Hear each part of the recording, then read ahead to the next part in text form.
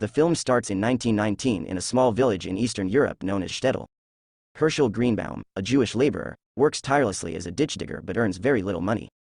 He spends most of his earnings on buying new shovels that constantly break. Herschel shares that his life is challenging until he meets Sarah, the love of his life.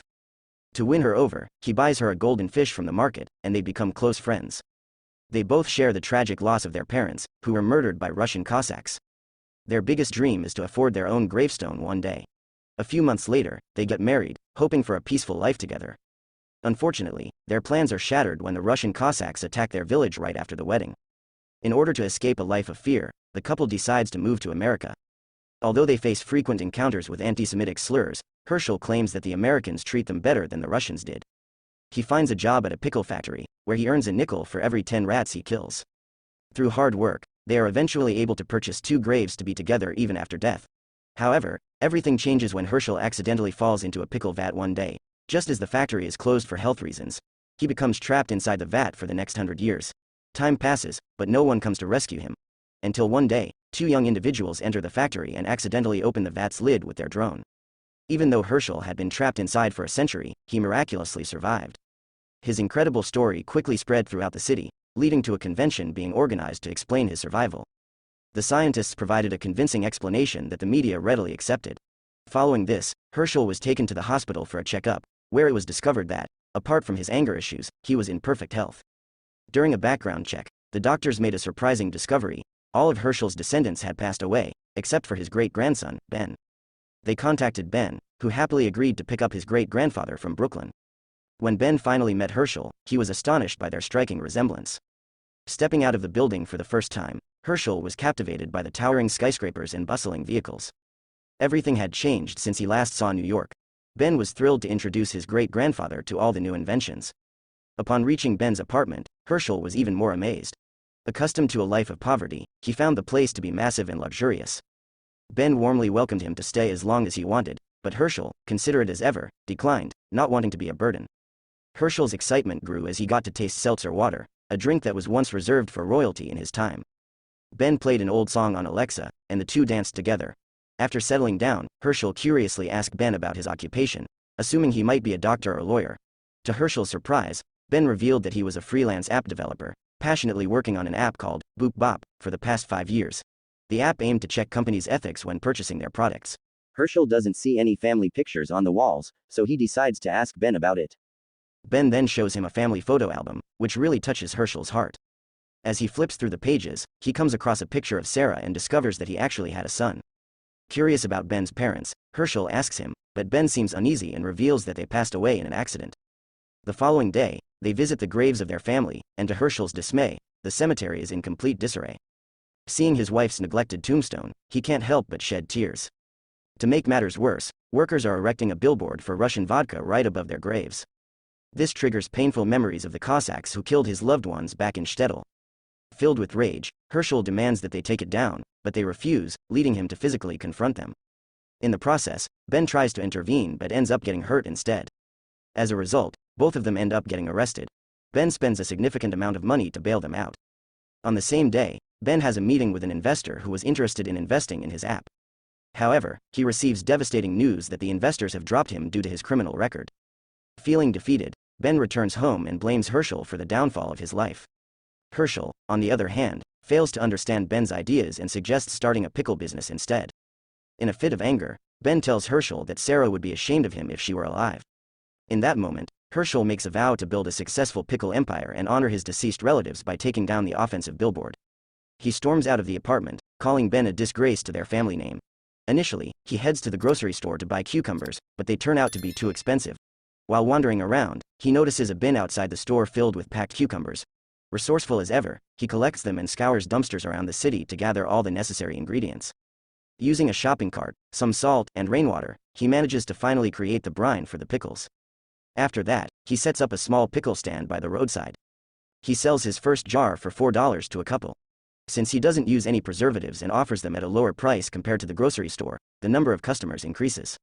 He also encourages them to return the empty jars, making people believe that his business is environmentally friendly. His customers start posting about him on social media, which leads to exponential growth in his business. Soon, Ben discovers Herschel's popular local pickle business that everyone is talking about. While struggling to come up with ideas for his new app, he becomes jealous of Herschel's success. One day, he reports Herschel to the health department, claiming that he uses discarded products to make his pickles. As a result, Herschel's business is forced to shut down and he is fined $12,000. Herschel is left with nothing, but two loyal customers suggest that he hire interns since he wouldn't have to pay them. Although Herschel finds the idea similar to slavery, he decides to hire a group of interns to brine and package the pickles. They adopt ethical methods and gain approval from the health department. The interns also assist him in selling the pickles on a larger scale, quickly reviving the business.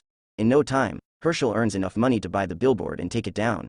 Meanwhile, Ben realizes that the people who were supposed to invest in his app are now interested in investing in Herschel's business. To celebrate his victory, Herschel brings the billboard back to Ben's apartment, expressing his desire to help him because, ultimately, they are family. But Ben isn't a fan of the idea and just wants the guy to leave. While they're talking, Herschel makes a comment about how foolish Polish men are. This gives Ben another idea on how to put an end to the pickle business. He suggests that Herschel should create a Twitter account. Later that evening, with the help of an intern, Herschel tweets controversial statements about women, religion, and homosexuality. The next day, a crowd gathers outside his shop to protest against his ideas, urging everyone to boycott his pickle business. Even his interns abandon him and join the protesters. Despite all of this, Herschel remains steadfast in his beliefs. As time goes on, he gains support from conservative groups who view him as a champion of free speech and empowerment.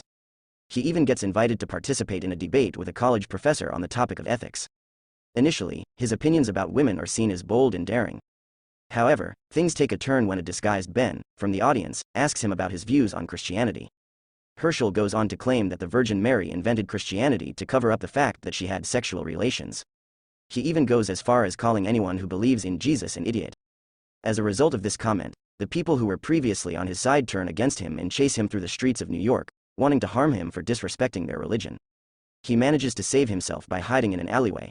That night, he watches a news report about protests happening all over America, with people determined to boycott him once and for all.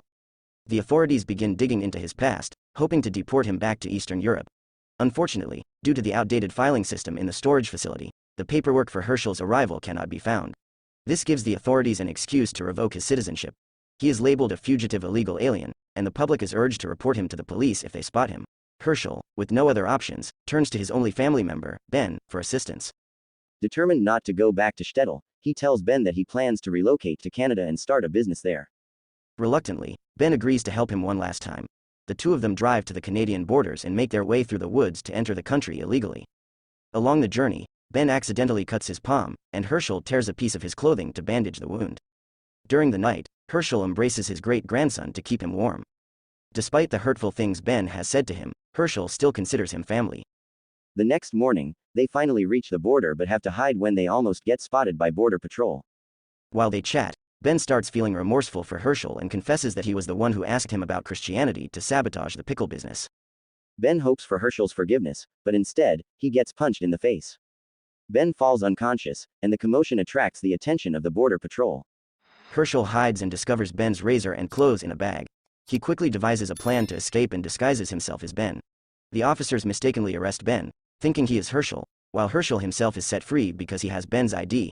As a result, Ben is put on trial, but his case is seen as a joke when he pleads that he is not Herschel. Eventually, he is sent back to Shtetl instead of his great-grandfather. He's all by himself, feeling the chill in a town full of unfamiliar faces who don't speak English. He attempts to strike up conversations, asking for a place to spend the night. Eventually, he finds himself in a synagogue and decides to stay there. Meanwhile, Herschel is overcome with sadness for his great-grandson. He goes to Ben's apartment and starts flipping through the family photo album. As he reminisces about the past, he stumbles upon a drawing that Ben had made of his parents when he was a child. It's at that moment that Herschel discovers Boop and Bop were the affectionate names Ben had given his parents. He realizes that Ben had always wanted to honor his parents and feels terrible for misjudging him. As a result, the man makes up his mind to go to Shtetl and bring Ben back home. Meanwhile, in Shtetl, Ben is summoned by the synagogue community to participate in a prayer and pay tribute to his deceased family members. The prayer evokes strong emotions in him, but it also brings him a sense of relief. To his surprise, Herschel suddenly appears before him and apologizes for his actions. He expresses that Ben is exactly the kind of person he had hoped his descendants would become and believes his parents would be proud of him. The two reconcile and take a walk by a lake that was once Sarah's favorite spot. They discuss the idea of starting a pickle business together, expanding beyond just cucumbers. Ben offers to create a website for their company to facilitate worldwide sales. Finally, they return to Brooklyn and visit Sarah's grave.